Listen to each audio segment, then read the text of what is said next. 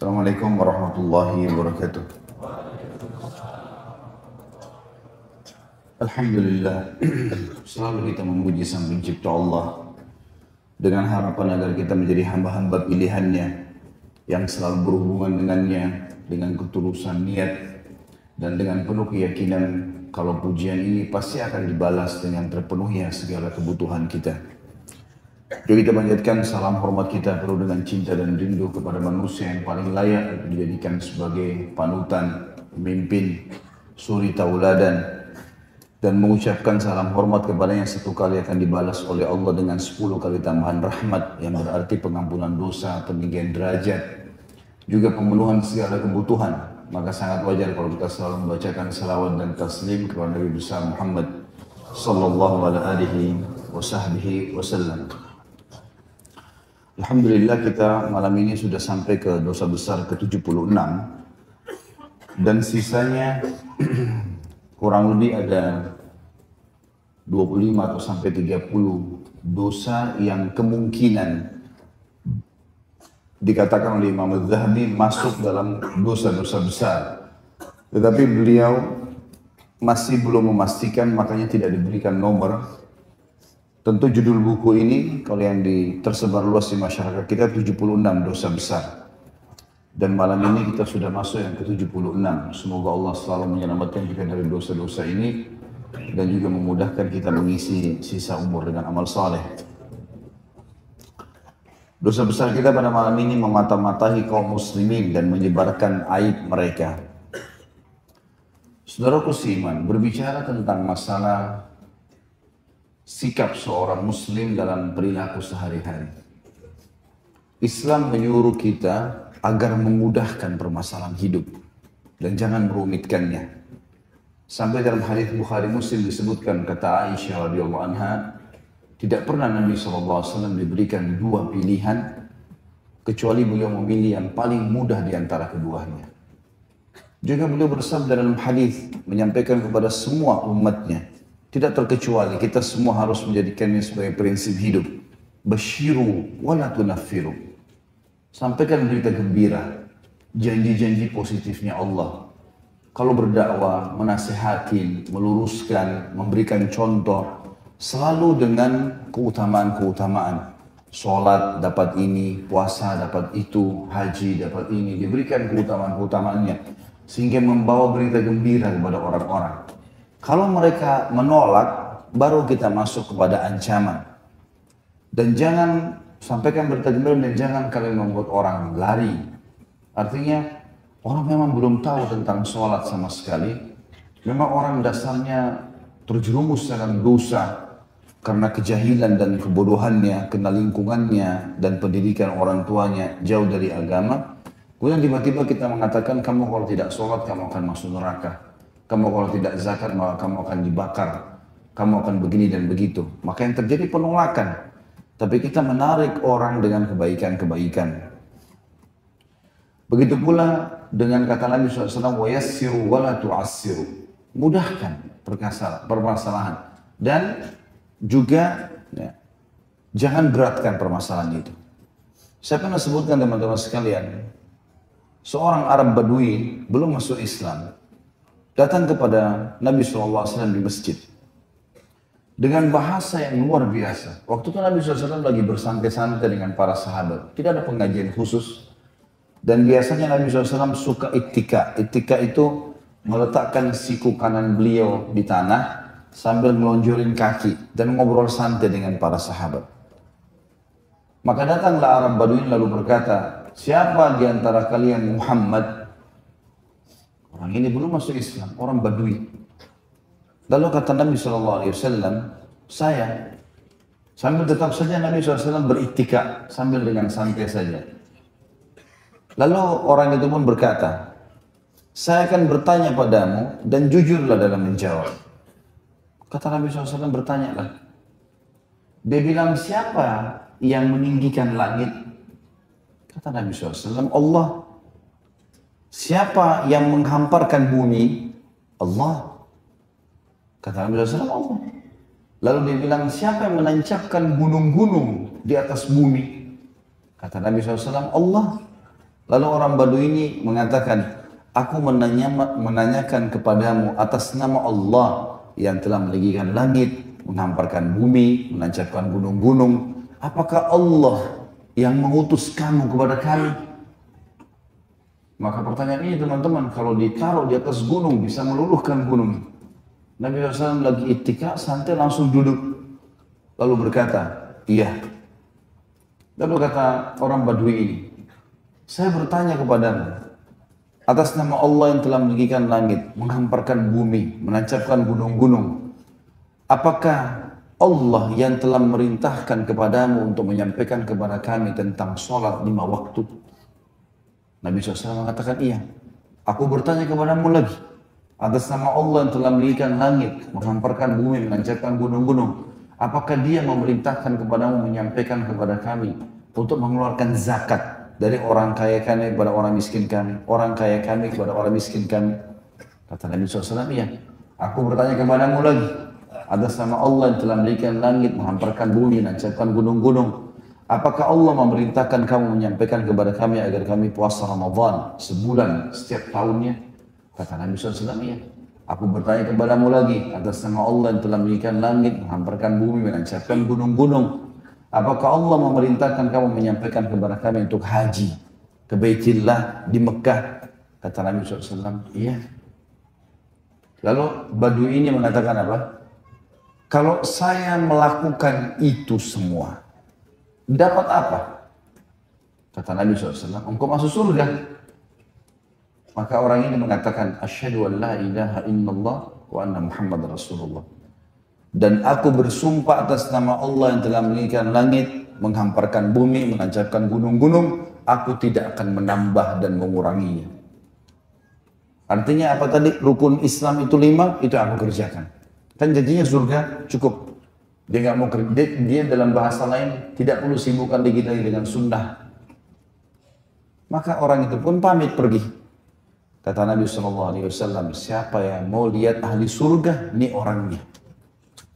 Artinya Islam mudah teman-teman sekalian, bukan hal yang rumit. Yang penting belajar, amalkan, belajar, amalkan. Dan kita terhimpit dengan 2 gunung besar. Rukun Islam yang 5, rukun iman yang 6. Selesai.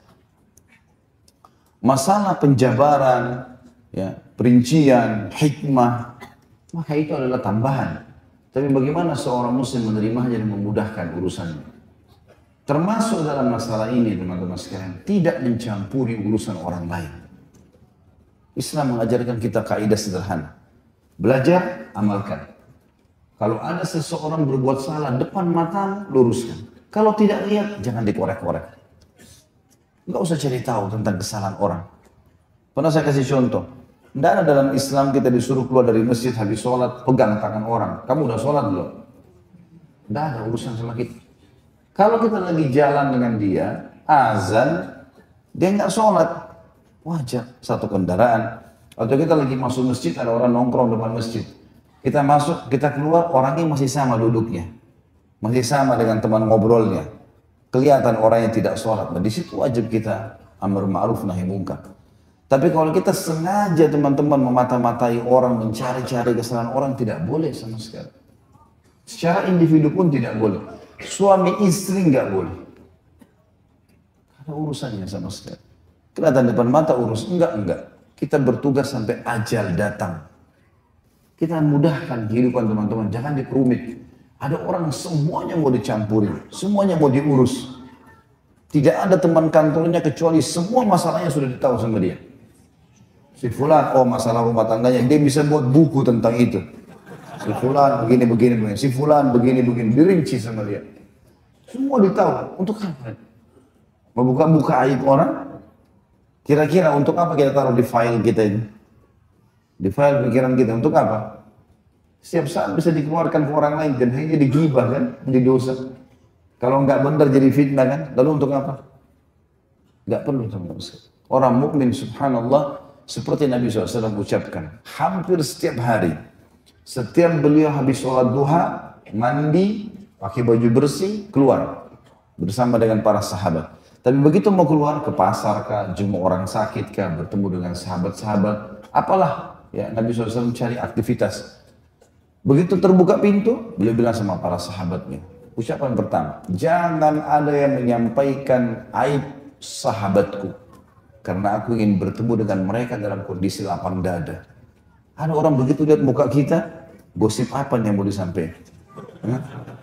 Sudah tahu belum? Sudah tahu belum? Sudah tahu apa? Kamu udah sholat belum? Hah? Kamu sendiri sudah sholat belum? Sudah ibadah belum? Pusing dengan keadaan orang lain. Tidak perlu teman-teman sekalian. Dan ada orang subhanallah saking melampaui batas, sampai orang yang tidak dikenal pun diajak berantem. Diajak berantem, diajak berkenal, tidak kenal, tidak apa. Ada saja. Dan orang yang terbiasa mencampuri urusan orang lain seperti ini teman-teman sekalian, sementara dia tidak ada tanggung jawabnya. Maka nanti bisa saja, apa saja teman-teman sekalian, apa saja.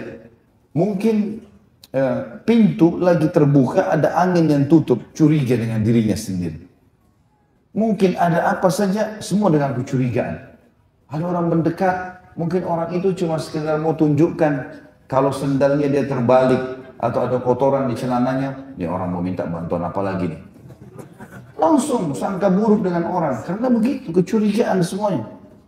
Nggak ada lagi orang yang bisa salaman dengan dia, nggak ada lagi orang yang sudah jadi susah, eksklusif sendiri. Awalnya bermula dari permasalahan ini. Suka memata-matai orang lain.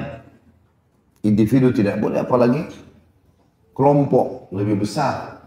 Sampai kata Nabi SAW, siapapun yang mengintip rumah seseorang, atau mengintip rahasianya, atau mengintip rumah satu kaum, baik itu individu atau rame-rame, kemudian mereka mencabut matanya, mencungkil matanya, melemparnya dengan batu atau sengaja merusak mata orang yang sengaja mengintip, ya, maka tidak ada hukuman secara hukum syar'i ya kepada orang-orang ini yang telah menghukumnya, karena tidak boleh. Baik, apakah ini global, tidak ada pengerucutan? Ada tentunya. Kalau orang yang bertanggung jawab, boleh. Misal orang tua pada anak. Sekarang saya sekolahin anak saya biayai SPP-nya, saya ingin anak ini sukses. Lalu kemudian pada saat dia pulang, saya tanya, bagaimana pelajarannya? Lalu kemudian dia jawab, misalnya pelajaran begini-begini. Saya pastikan ke sekolahnya, karena saya bertanggung jawab. Benar nggak anak ini? Saya telepon sekolahnya, betul nggak anak ini tadi hadir? Oh iya, dan seterusnya. Ini tidak masuk dalam larangan tadi, karena kita bertanggung jawab. Beda. Kita diamanahkan di kantor untuk mengurus pegawai. Memang kita harus tahu, ini tepat waktu itu tidak datangnya. Mengecek. Sehingga nanti orang yang lembur pun dapat ekstra gaji, orang yang tidak, maka dipotong gajinya misalnya. Tugas kita. Pemerintah memutus mata-mata. Muslimin akan melawan pasukan non-muslim, kafir. Maka butuh mata-mata. Nabi SAW sering ngirim mata-mata Nabi SAW untuk memantau pasukan musuh.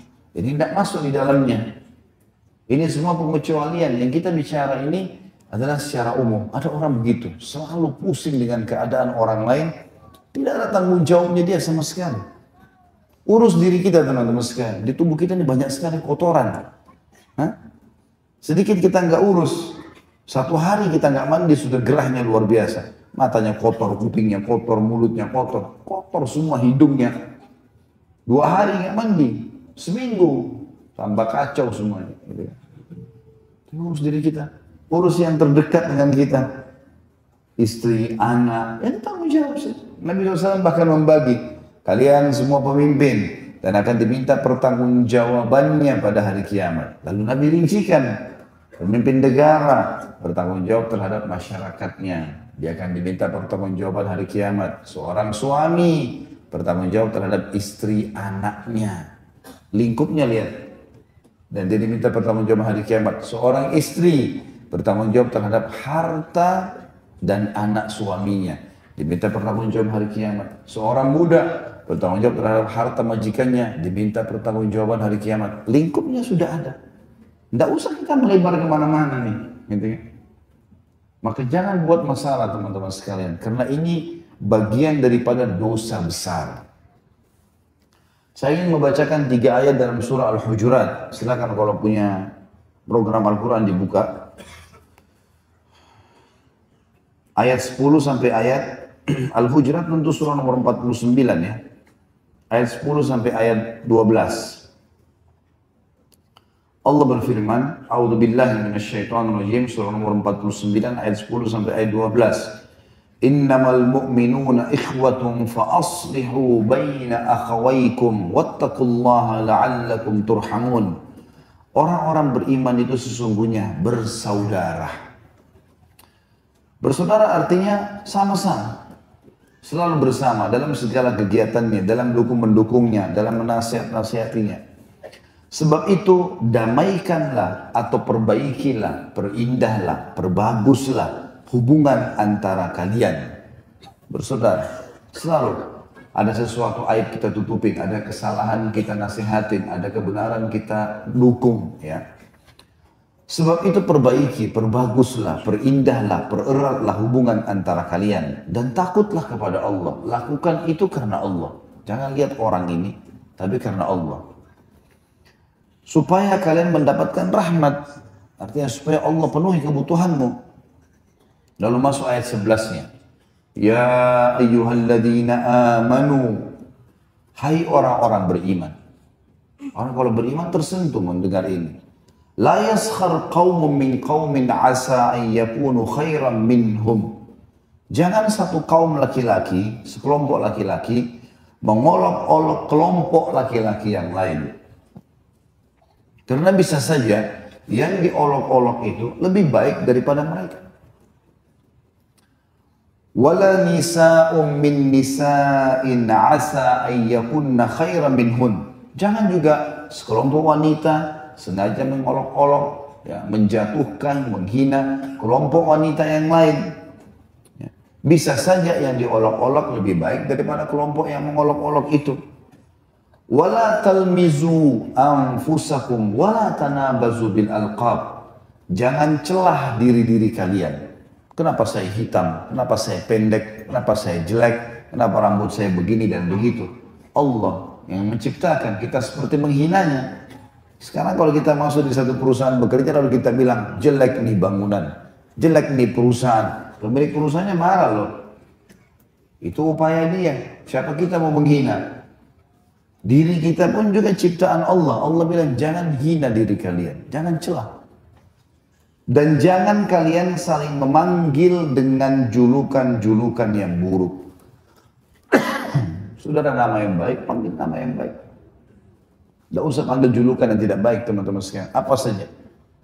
Apalah dipanggil hitam, dipanggil gendut, dipanggil apa. Jangan. Hilangkan semua. Di kamus seorang muslim tidak ada. Panggil yang baik-baik, akhi. Ya. Di Saudi itu saya sering dengar, sudah biasa gitu.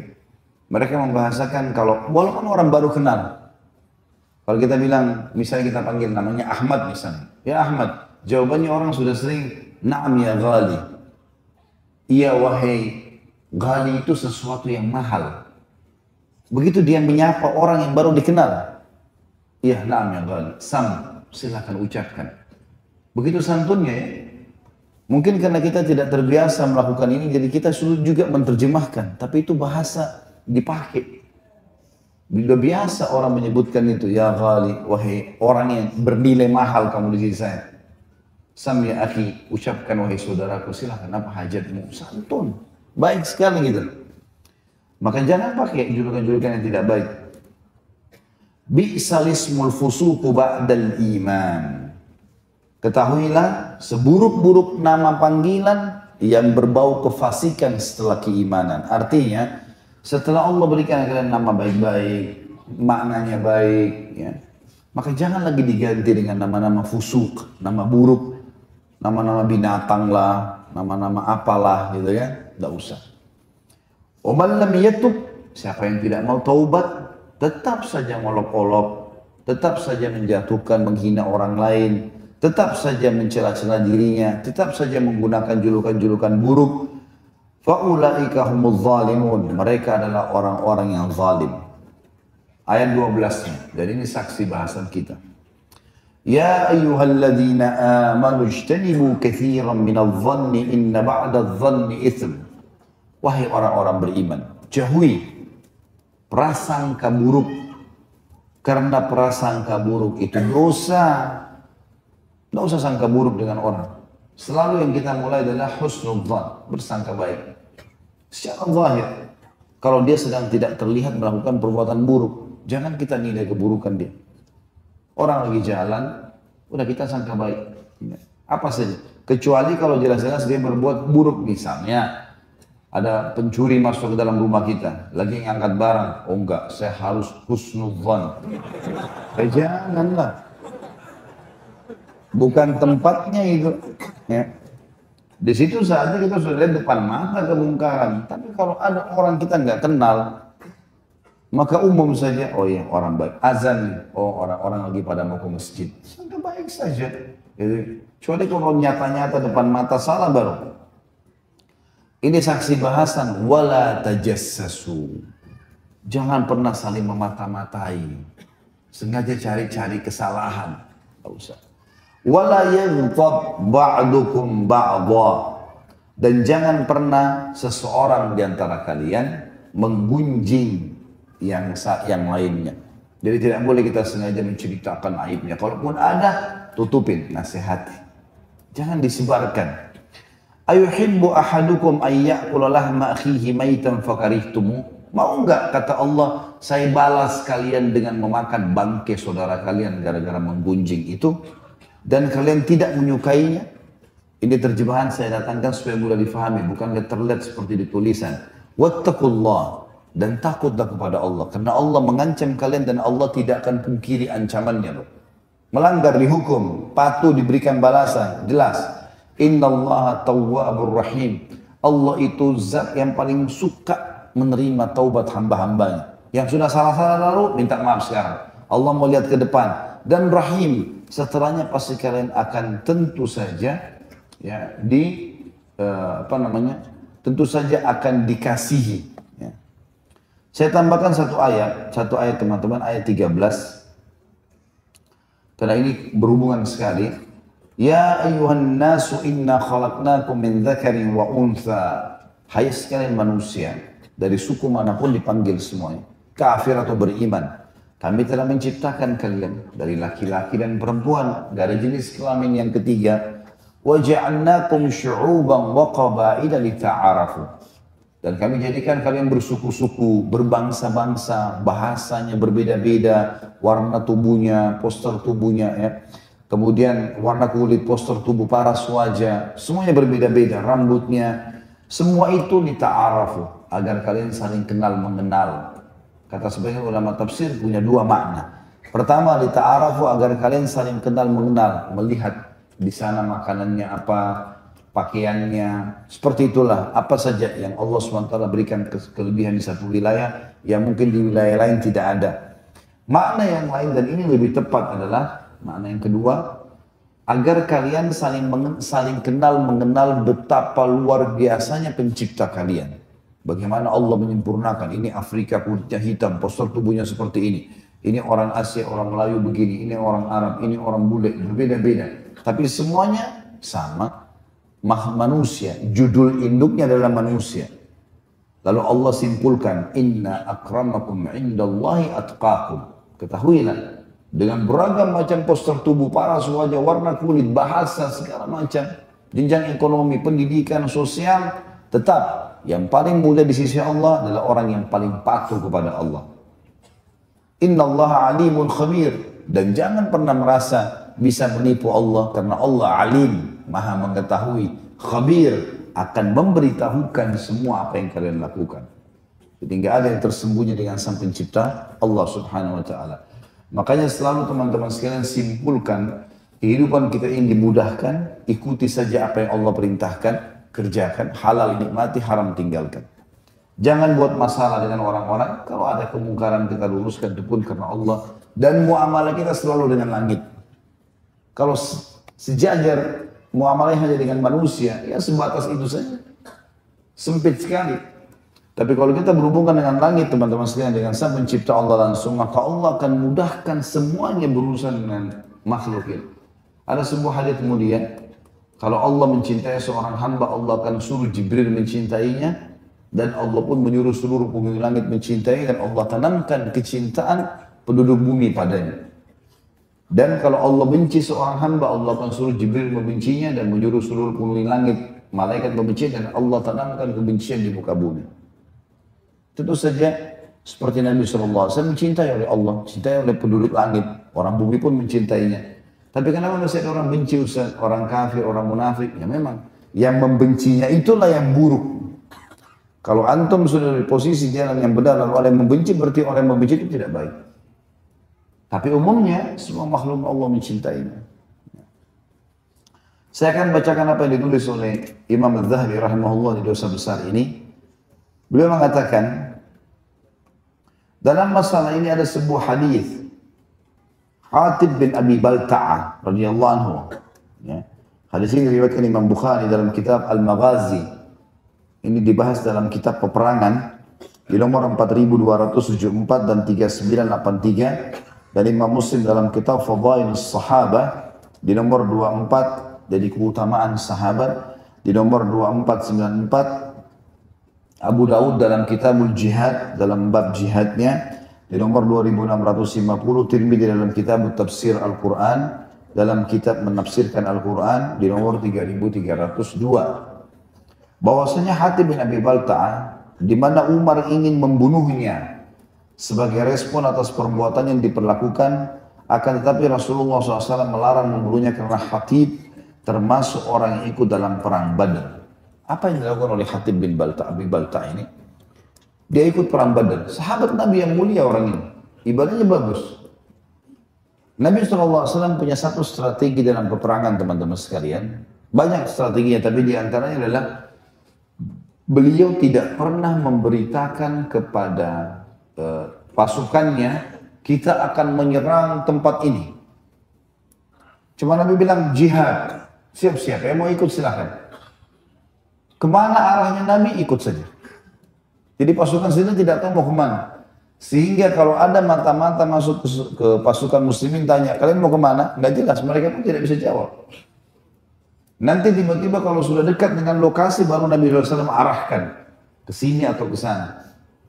Tentu ada dua peperangan Nabi SAW yang Nabi jelas-jelas menerangkan akan menyerang kemana. Ada dua saja. Perang Khaybar dan perang Tabuk.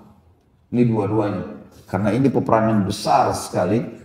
Perang Khaybar akan menaklukkan orang-orang Yahudi yang memang menjadi sumber permasalahan dalam kehidupan Nabi SAW. Ya, dan sampai sekarang permasalahan umat Islam selalu berada di belakangnya orang-orang Yahudi ini. Dan yang kedua, menyerang wilayah Tabuk setelah pembebasan kota Mekah. Sementara Tabuk ini dikuasai oleh Romawi, negara adikuasa terkuat pada zaman itu. Maka Nabi SAW perlu mengiklankan supaya sahabat lebih siap. Selain daripada ini, Nabi SAW merahasiakan termasuk pembebasan kota Mekah. Waktu itu kebetulan, waktu akan menyerang kota Mekah, dan kita lingkupkan, sempitkan bahasan ke pembebasan kota Mekah, karena kasus Hatib bin Abi Balta'ah ini di pembebasan kota Mekah. Nabi SAW waktu itu siap-siap menyiapkan pasukan, karena ada satu suku namanya Hawazin, suku besar sekali. Setelah penaklukan Quraisy, harusnya Hawazin ditaklukkan. Bahkan jumlah mereka mengalahkan jumlah pasukan Quraisy. Jumlah pasukannya saya 30.000 orang. Orang-orang Quraisy pasukannya maksimal 10.000. Ini bisa 3 kali lipat. Berada di kota Taif, 60-70 km dari kota Mekah. Hawazin sudah siap-siap akan menyerang Madinah pada saat itu. Maka Nabi SAW tidak menunggu, keluarlah pasukan, jihad.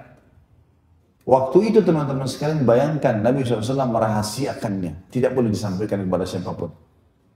Boleh cuma sampaikan kepada istri-istrinya saja. Abu Bakar pun tidak disampaikan. Sahabatnya sendiri tidak disampaikan. Orang terdekat dengan Nabi tidak disampaikan. Maka Abu Bakar penasaran. Nabi sudah suruh jihad, semua siap. Yang mau ikut silahkan, ikut semua. Pakai baju perang. Abu Bakar masuk ke rumah Aisyah radhiyallahu anha. Aisyah lagi siapin baju safarnya Nabi SAW, baju ganti, persiapan makan untuk pergi jihad.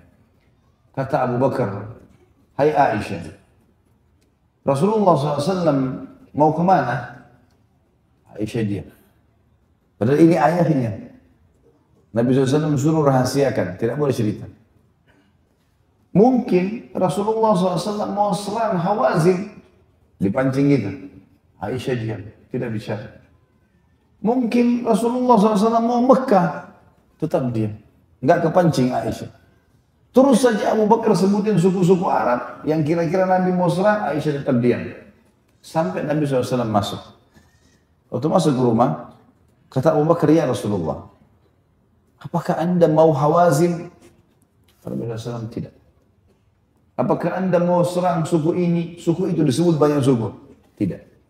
Terakhir kata Abu Bakar, ya Rasulullah, apakah anda mau serang Mekah? Kata Nabi SAW, iya. Disebutkan karena sudah ditanya, maka Nabi SAW mengatakan iya. Dan itu dirahasiakan. Maka Nabi pun memanggil beberapa sahabat-sahabatnya yang dianggap memang panglima perang. Di antara Abu Bakar, Umar, Uthman, Ali, semua dipanggil. Mereka disampaikan, kita akan serang Mekah. Tapi tidak boleh sampaikan kepada pasukan. Biarkan alami begitu saja. Terbentuklah pasukan keluar dari Madinah pada saat itu 10.000 orang. Arah pasukan menuju ke Hawazin. Jadi menuju ke kota Taif. Jadi Mekah di sini, ini Taif di sini. Pasukan muslimin dari Madinah sudah menuju ke arah sana. Maka semua pasukan bilang berarti mau serang Hawazin. Padahal targetnya Nabi bukan itu, targetnya Mekah.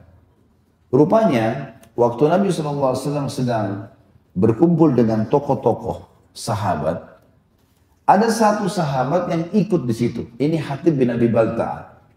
Nabi SAW melibatkan dia karena dia adalah salah satu orang yang hadir di perang Badar. Pada saat itu yang hadir di perang Badar sudah minim, sudah banyak yang meninggal. Dan Badar adalah termasuk peperangan yang disebutkan dalam Al-Quran dengan peperangan hari Furqan, hari kemenangan besar, pembedaan antara kekafiran dan keimanan. Ringkas cerita Nabi SAW melibatkan. Rupanya Hatib ini punya harta di Mekah dan ada beberapa kerabatnya yang dia berharap masuk Islam. Apa yang terjadi? Hatib pun akhirnya mau memiliki jasa untuk orang Mekah. Maka dia bayar satu budak wanita, suruh bawa surat itu isinya menyampaikan kalau Nabi SAW akan menyerang Mekah. Hati-hatilah penduduk Mekah. Dan kalau berita ini sampai kepada kalian, saya minta agar keluarga saya dan harta saya diamankan di Mekah. Seperti itulah. Dia tidak bermaksud berkhianat, karena dia tahu Nabi SAW pasti akan menang. Tapi dia membuka pintu di mana Nabi SAW tidak sampaikan kepada semua orang. Itu saja. Nabi SAW datang kepadanya wahyu. Jibril datang mengatakan, Khatib melakukan seperti ini. Dan budak itu ada di titik ini, sudah jalan. Budak ini jalan kaki dan perempuan. Gak ada orang yang ganggu dia. Ya, orang yang ganggu itu penjahat-penjahat. Tapi kalau orang yang biasa tidak akan mengganggu dia. Dan zaman dulu orang kalau budak itu kayak punya pakaian sendiri, orang tahu. Dianggap ini adalah bahasa kalau orang yang tidak menggunakan keimanan dianggap orang nomor 2, gitu kan. Biasa saya tidak ada yang ganggu pakainya biasa, badannya kotor segala macam itu. Maka Nabi SAW memanggil Ali bin Abi Thalib dan Zubair bin Awam, dua sepupu beliau, ini orang-orang yang luar biasa pemberaninya. Kata Nabi SAW, kalian berdua kejarlah budak wanitanya Hatib bin Abi Balta'ah, dia sudah tiba di lokasi ini. Dan ambil darinya surat tersebut. Pergilah Ali bin Abi Thalib dan Zubair bin Awam sampai menemukan wanita tersebut. Diberhentikan tengah jalan. Lalu kata Ali, tidak ada basa-basi. Kata Ali, tidak ada basa-basi hai wanita.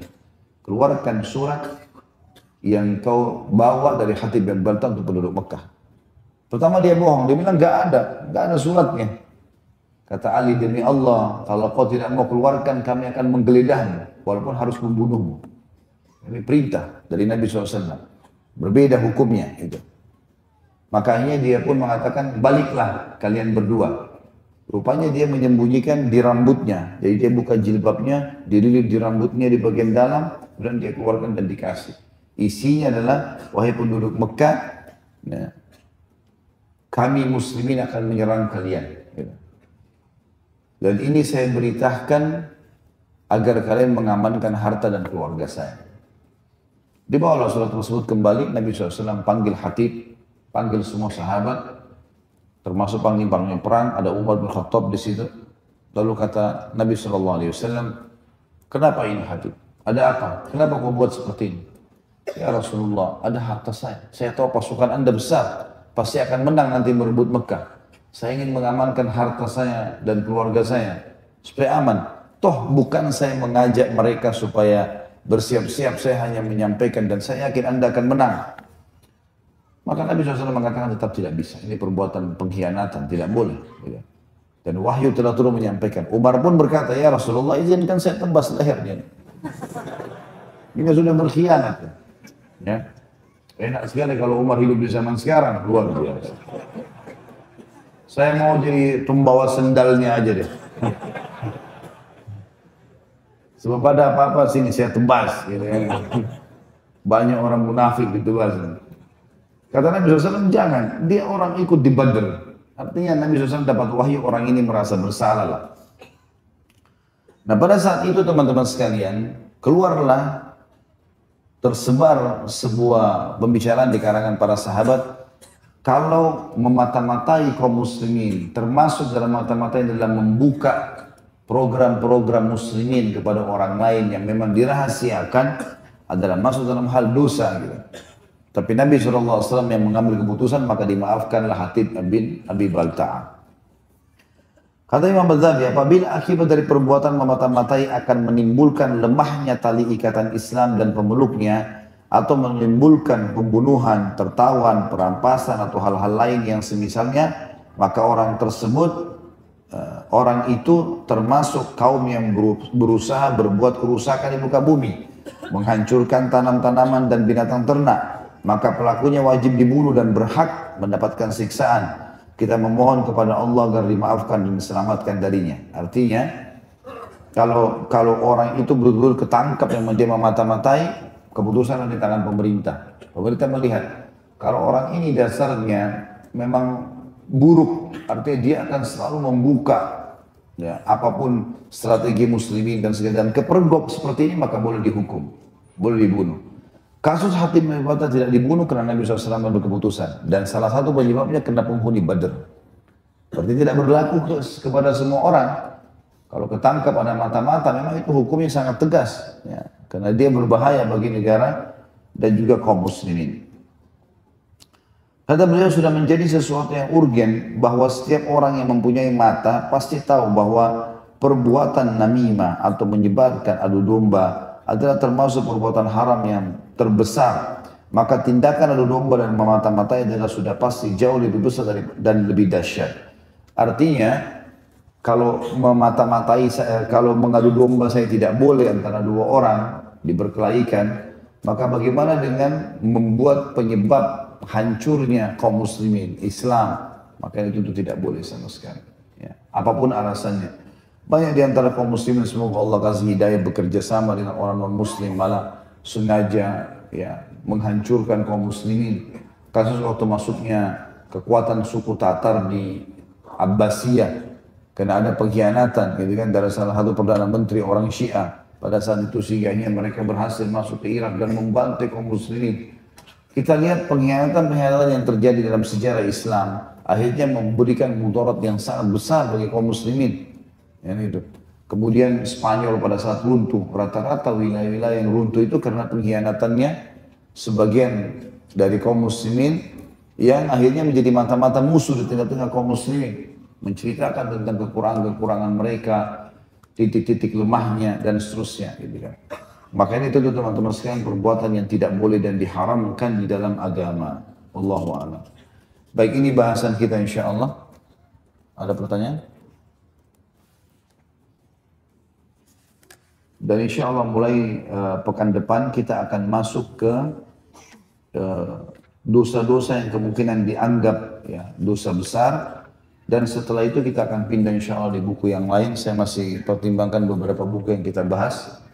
Di antara jadi pertimbangan insya Allah Sahih, Targhib dan Tarhib insya Allah. Kemungkinan kita akan bahas kajian hadisnya. Bagaimana hukumnya jika membahas aib anggota keluarga dengan istri?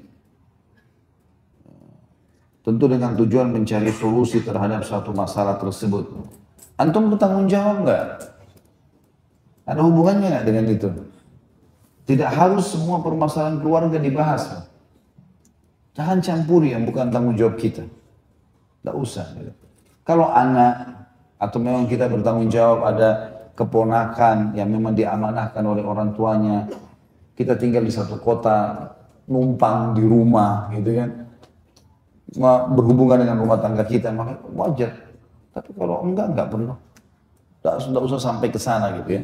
Lebih baik kita tidak usah mencampuri itu.